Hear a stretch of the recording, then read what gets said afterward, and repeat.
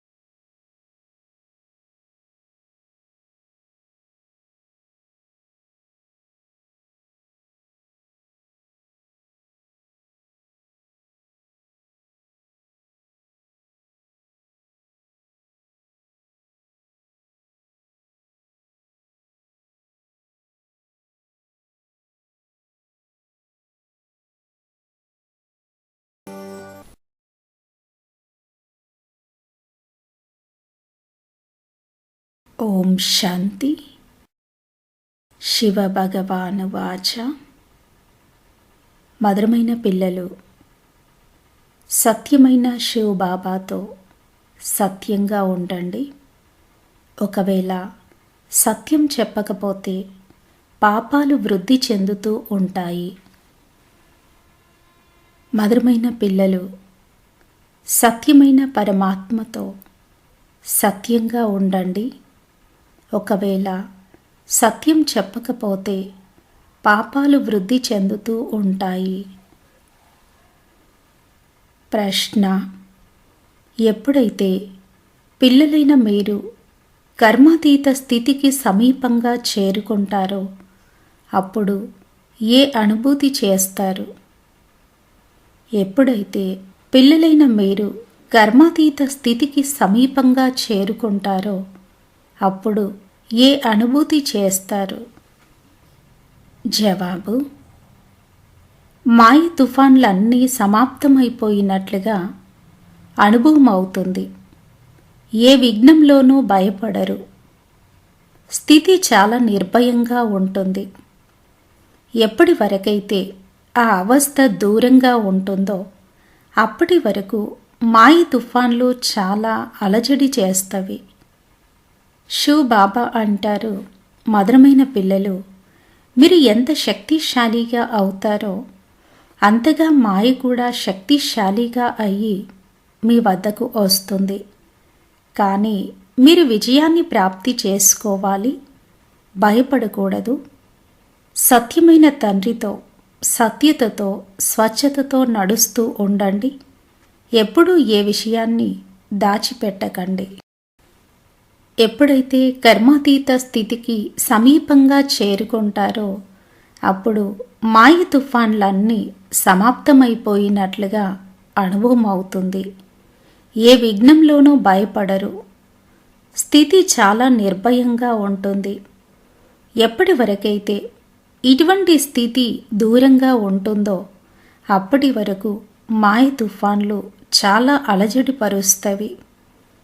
పరమాత్మ అంటారు, మధురమైన పిల్లలు, మీరు ఎంత శక్తిశాలిగా అవుతారో అంతగా మాయ కూడా శక్తిశాలిగా అయ్యి మీ వద్దకు వస్తుంది.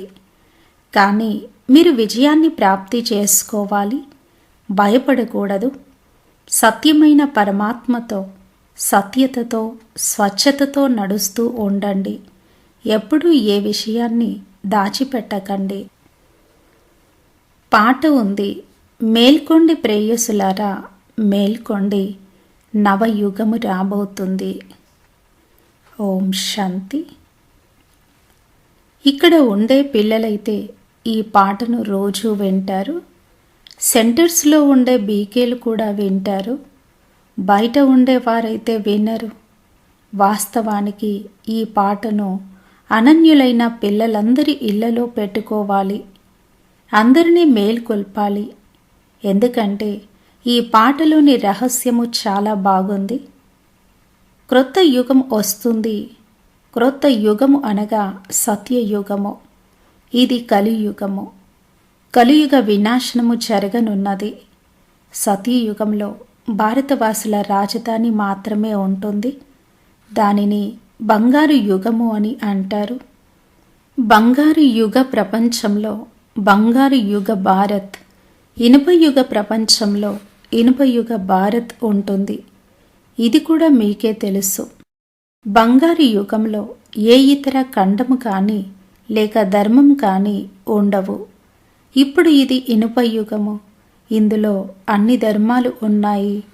భారత్ యొక్క ధర్మం కూడా తప్పకుండా ఉంది. కానీ ఆ దేవీ దేవతలు లేరు. మరి తప్పకుండా మళ్ళీ ఉండాలి.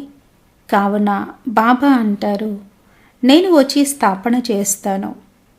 మొట్టమొదట పరమాత్మ పరిచయాన్ని ఇవ్వాలి. ఎవరైనా శాస్త్రాల గురించి మాట్లాడితే వారికి చెప్పండి, ఇవి భక్తి మార్గపు శాస్త్రాలు, జ్ఞాన మార్గం యొక్క శాస్త్రం ఉండదు అని. జ్ఞానసాగరుడు అని పరమపిత పరమాత్మను అనడం జరుగుతుంది. ఎప్పుడైతే వారు వచ్చి జ్ఞానాన్ని ఇస్తారో అప్పుడు సద్గతి జరుగుతుంది. ఈ గీత మొదలైనవి కూడా భక్తి మార్గానికి చెందినవి. నేను వచ్చి పిల్లలైన మీకు జ్ఞానాన్ని మరియు యోగాన్ని నేర్పిస్తాను. ఆ తర్వాత వారు శాస్త్రాలను తయారు చేస్తారు. అవి మళ్ళీ భక్తి మార్గంలో ఉపయోగపడతాయి. ఇప్పుడు మీది ఎక్కే కళ. మీకు పరమాత్మ వచ్చి జ్ఞానాన్ని వినిపిస్తారు. స్వయంగా బాబా అంటారు, నేను మీకు సద్గతి కొరకు ఏదైతే జ్ఞానాన్ని ఇస్తానో అది ప్రాయలోపమైపోతుంది. ఇప్పుడు బాబా అంటారు, మీరు ఏ శాస్త్రాలు మొదలైనవి వినకండి. ఆ ఆత్మిక తండ్రి అయితే అందరికీ ఒక్కరే. సద్గతి వారసత్వం కూడా ఆత్మిక తండ్రి నుండి లభిస్తుంది. ఇది ఉన్నదే దుర్గతి ధామము. సద్గతి ధామము అని సత్యయుగాన్ని అంటారు. ఎప్పుడైనా ఎవరైనా శాస్త్రాల గురించి, వేదాల గురించి లేక గీత గురించి మాట్లాడితే వారికి చెప్పండి, మాకన్నీ తెలుసు, కానీ అవి భక్తి మార్గానికి చెందినవి. ఇప్పుడు జ్ఞానసాగరుడైన పరమపిత పరమాత్మ మమ్మల్ని చదివిస్తున్నప్పుడు మేము అసలు వాటి పేరు ఎందుకు తీసుకోవాలి? బాబా అంటారు, స్వయాన్ని ఆత్మగా భావిస్తూ తండ్రినైన నన్ను స్మృతి చేయండి. అప్పుడు ఈ యోగ అగ్నితో మీ వికర్మలు వినాశనం అవుతాయి. భక్తి మార్గంలోనైతే ఇంకా వికర్మలు జరుగుతూ వచ్చాయి. మాకు బాబా చెప్పారు, మన్మనాభవ. వారి జ్ఞానసాగరుడు పతిత పావనుడు. పతిత పావనుడు అని కృష్ణుని అనరు. ఇప్పుడు మేము ఒక తండ్రిదే వింటాము. వారిని శివ పరమాత్మాయ నమ అని అంటారు. మిగిలిన వారందరినీ దేవతాయ నమ అని అంటారు. ఈ సమయంలోనైతే అందరూ తమో ప్రధానంగా ఉన్నారు. సతో ప్రధానంగా అయ్యే మార్గము ఒక్క తండ్రే వచ్చి తెలియచేస్తారు. ఇప్పుడు ఆ ఒక్క తండ్రినే స్మృతి చేయాలి. బ్రహ్మమును స్మృతి చేయకూడదు. అది ఆత్మల ఇల్లు. ఇంటిని స్మృతి చేయడంతో వికర్మలు వినాశనము అవ్వవు. కానీ ఆత్మల ఇంటిలో ఉండే పరంపిత పరమాత్మను స్మృతి చేస్తే వికర్మలు వినాశనము అవుతాయి మరియు ఆత్మ సతోప్రధానంగా అవుతుంది. ఆ తర్వాత ఆత్మ పరంధామానికి వెళుతుంది. మళ్ళీ పాత్రను అభినయించడానికి క్రిందికి వస్తుంది. చక్రం రహస్యాన్ని అర్థం చేయించాలి. మొదట ఇది అర్థం చేసుకోవాలి. వీరికి జ్ఞానాన్ని వినిపించేవారు నిరాకార పరంపిత పరమాత్మ అని. మీరు బ్రహ్మ నుండి వింటారా అని ఎవరైనా అంటే, లేదు, మేము మనుషుల నుండి వినము. బ్రహ్మ ద్వారా మాకు పరంపిత పరమాత్మ అర్థం చేయిస్తారు అని చెప్పండి. మేము బ్రహ్మను పరమాత్మ అని భావించము. అందరి తండ్రి శివుడే.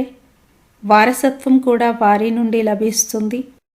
బ్రహ్మ మాధ్యమము. బ్రహ్మ నుండి ఏమీ లభించదు. బ్రహ్మ యొక్క మహిమ ఏమీ లేదు. మహిమ అంతా ఒక్క పరంపిత పరమాత్మ శివునిదే. వారు ఒకవేళ బ్రహ్మలోకి రాకపోతే మీరు ఎలా వస్తారు? శివ్ బాబా బ్రహ్మ ద్వారా మిమ్మల్ని దత్తత తీసుకున్నారు. అందుకే మీరు బీకేలుగా పిలువబడతారు అని బాబాతో చెప్పాలి. సత్యం చెప్పకపోతే బాబా హృదయాన్ని అధిరోహించరు. సత్యత ఆకర్షిస్తుంది. ఎవరెవరు మంచి సేవ చేస్తారు అనేది స్వయం పిల్లలకు కూడా తెలుసు. మంచి మంచి పిల్లలు చాలా కొద్దిమంది ఉన్నారు. గ్రామాలకు కూడా మంచి మంచి కుమార్తెలను పంపించాలి అని కోరుకుంటారు. అప్పుడు అందరూ సంతోషిస్తారు. బాబా మా వద్దకు బాంబే హెడ్డును, కలకత్తా హెడ్డును పంపించారు అని భావిస్తారు. ఎవరు కలిసినా వారికి డైరెక్ట్గా వినిపించండి. పతిత పావనుడైన పరంపిత పరమాత్మ సంగమ యుగంలో వచ్చి నన్నొక్కరినే స్మృతి చేయండి అనే మహామంత్రాన్ని ఇస్తారు అని. రాజయుగాన్ని అయితే శివ్ బాబా మీకే నేర్పిస్తారు. మీ పని ఇతరులకు కూడా మార్గాన్ని తెలియపరచడము. కలకత్తాకు పదండి అని పిల్లలు అంటారు. ఇప్పుడు బాబా పిల్లలతో తప్ప ఇంకెవరితోనూ మాట్లాడలేరు. అప్పుడు వీరు ఎవరితోనూ కలవరు. వీరు ఎవరు అనేది మేమెలా అర్థం చేసుకోగలము అని అంటారు. ఎందుకంటే వారివైతే భక్తి యొక్క విషయాలు. ఆత్మల తండ్రి ఎవరు, ఇదైతే ఎవరూ తెలియచేయలేరు. శివ్ బాబా అయితే భారతదేశంలోనే వస్తారు.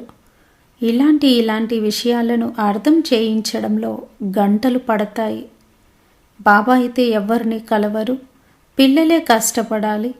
ఇక్కడ కూడా చూడండి, తీర్చిదిద్దేందుకు పిల్లలతో ఎంత కష్టపడాల్సి ఉంటుంది. శివ్ బాబాకు ఎవరూ సత్యమైన సమాచారాన్ని ఇవ్వరు. బాబా మేము సన్యాసితో మాట్లాడాము, ఫలానా ప్రశ్నకు మేము జవాబు ఇవ్వలేకపోయాము, మేము ఈ పొరపాటు చేశాము.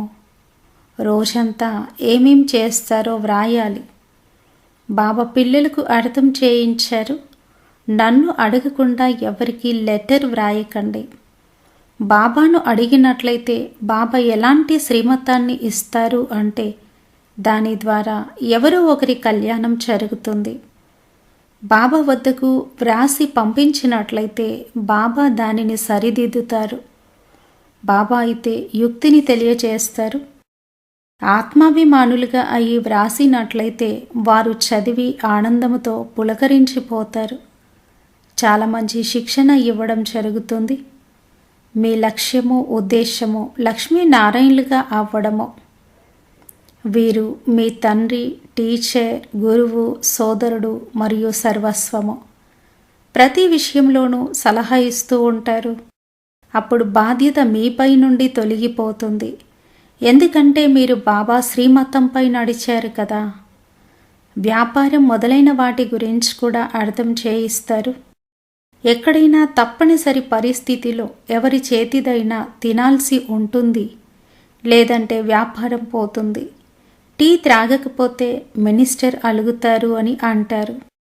అప్పుడు వారికి యుక్తిగా చెప్పాలి, మేము ఈ సమయంలో తినమో టీ త్రాగమో, మాకు ఇబ్బంది కలుగుతుంది అని. ఎక్కడైనా వివాహం మొదలైన వాటికి వెళ్ళకపోతే కోప్పడతారు. అప్పుడు ఇలా చేయండి అని బాబా చెప్తారు. అన్ని యుక్తులు తెలియజేస్తారు. अच्छा, मीठे मीठे सिखलते बच्चों प्रति माता पिता बाप दादा का याद प्यार और गुड मॉर्निंग. रूहानी बाप की रूहानी बच्चों को नमस्ते. हम रूहानी बच्चों की रूहानी माता पिता बाप दादा को याद प्यार गुड मॉर्निंग और नमस्ते. ओम शांति. ధారణ కొరకు ముఖ్య సారము. ఫస్ట్ పాయింట్, శివ్ బాబాతో సదా సత్యంగా ఉండాలి. హృదయ సింహాసనాధికారులుగా అయ్యేందుకు శ్రీమతంపై పూర్తిగా నడుచుకోవాలి. పరమాత్మతో సదా సత్యంగా ఉండాలి. హృదయ సింహాసనాధికారులుగా అయ్యేందుకు శ్రీమతంపై పూర్తిగా నడుచుకోవాలి. సెకండ్ పాయింట్, యుద్ధ మైదానంలో మాయ వికల్పాలకు, విఘ్నాలకు భయపడకూడదు. తమ సత్యమైన చార్టును పెట్టుకోవాలి. వారి గురించి వీరి గురించి మాట్లాడుకోకూడదు. యుద్ధ మైదానంలో మాయ వికల్పాలకు, విఘ్నాలకు భయపడకూడదు. తమ సత్యమైన చార్టును పెట్టుకోవాలి. వారి గురించి వీరి గురించి మాట్లాడుకోకూడదు. వరదానము. స్వస్థితి ద్వారా సర్వ పరిస్థితులను ఎదుర్కొనే అవ్యక్త స్థితి యొక్క అభ్యాసి భవ. స్వస్థితి ద్వారా సర్వ పరిస్థితులను ఎదుర్కొనే అవ్యక్త స్థితి యొక్క అభ్యాసి భవ. విస్తారము. ఎప్పుడైతే అవ్యక్త స్థితి యొక్క అభ్యాసము చేసే అలవాటు ఏర్పడుతుందో అప్పుడు స్వస్థితి ద్వారా ప్రతి పరిస్థితిని ఎదుర్కోగలుగుతారు. మరియు ఈ అలవాటు న్యాయస్థానానికి వెళ్ళడం నుండి రక్షిస్తుంది. అందుకే ఈ అభ్యాసాన్ని ఎప్పుడైతే సహజంగా మరియు స్వభావంగా చేసుకుంటారో అప్పుడు ప్రకృతి వైపరీత్యాలు జరుగుతాయి. ఎందుకంటే ఎప్పుడైతే ఎదుర్కొనేవారు స్వస్థితితో ప్రతి పరిస్థితిని దాటే శక్తిని ధారణ చేస్తారో అప్పుడు పరదా తెరుచుకుంటుంది. దీనికోసము పాత అలవాట్ల నుండి, పాత సంస్కారాల నుండి, పాత విషయాల నుండి పూర్తి వైరాగ్యం కావాలి. ఎప్పుడైతే అవ్యక్త స్థితి యొక్క అభ్యాసము చేసే అలవాటు ఏర్పడుతుందో అప్పుడు స్వస్థితి ద్వారా ప్రతి పరిస్థితిని ఎదుర్కోగలుగుతారు. మరియు ఈ అలవాటు ధర్మరాజపురికి వెళ్ళడం నుండి రక్షిస్తుంది.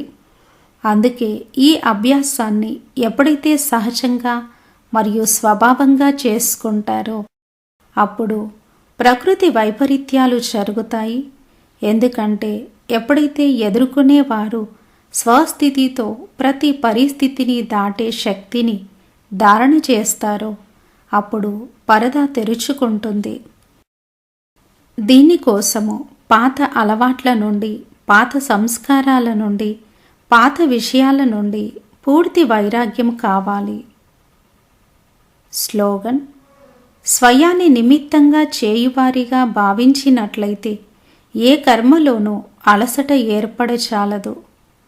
స్వయాన్ని నిమిత్తంగా చేయువారిగా భావించినట్లయితే ఏ కర్మలోనూ అలసట ఏర్పడచాలదు. స్వమానము: స్వస్థితి ద్వారా సర్వ పరిస్థితులను ఎదుర్కొనే అవ్యక్త స్థితి యొక్క అభ్యాసి ఆత్మను. స్వస్థితి ద్వారా సర్వ పరిస్థితులను ఎదుర్కొనే అవ్యక్త స్థితి యొక్క అభ్యాసి ఆత్మను. అచ్చా. ఓం శాంతి.